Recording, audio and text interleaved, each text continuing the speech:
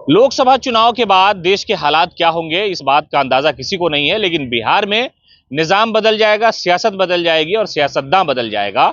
ऐसा इसलिए कहा जा रहा है क्योंकि मुख्यमंत्री नीतीश कुमार पर लोगों की निगाह है और उस निगाह में तेजस्वी यादव की तलाश लोग कर रहे हैं। दरअसल लोकसभा चुनाव से पहले सभी पार्टियां अपने अपने तरीके से इंतजार कर रही हैं लोकसभा चुनाव में उम्मीदवारों को, इलाके को लेकर के कि किस पार्टी के साथ किस तरह गठबंधन हो और कौन जीत करके सामने आएगा, कौन हार जाएगा। लेकिन बिहार की सियासत में सत्ता के बदलने का निजाम शुरू होगा लोकसभा चुनाव के फौरन बाद।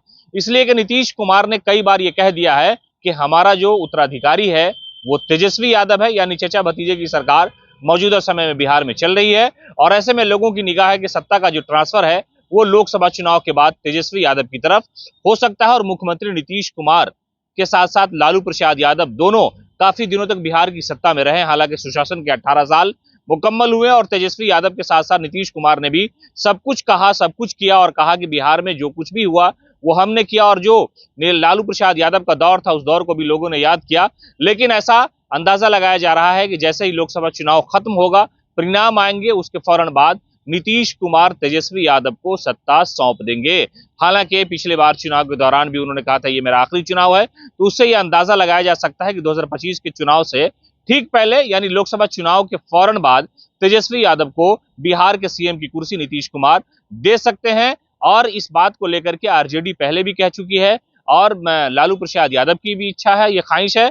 और आरजेडी ने तो कहा भी है कि नीतीश कुमार ने जो वादा किया था, जो कहा था कि तेजस्वी यादव को मुख्यमंत्री बनाया जाएगा, अब वो वक्त आ गया है वादा पूरा करने का। इसलिए नीतीश कुमार को वादा पूरा करना चाहिए। और हाल के दिनों में भी तेजस्वी यादव को लेकर के मुख्यमंत्री ने बड़ी सराहना की। कई बार ऐसे सवाल जब मीडिया ने पूछे तो नीतीश कुमार ने तेजस्वी यादव को आगे कर दिया और कहा कि यही जवाब देगा। जाति आधारित गणना की रिपोर्ट आने के बाद ये सारी चीजें वाहवाही बटोरी गई दोनों पार्टियों की तरफ से। और गठबंधन में जितनी भी पार्टियां थी, चाहे वो शिक्षक नियुक्ति का मामला हो, लोगों ने कहा कि तेजस्वी का जो फैसला है, तेजस्वी के जो सोचने का तरीका है, तेजस्वी ने जो बेरोजगारी दूर की है, तो इन सारी चीजों को लेकर के एक उम्मीद तेजस्वी के अंदर जगी है।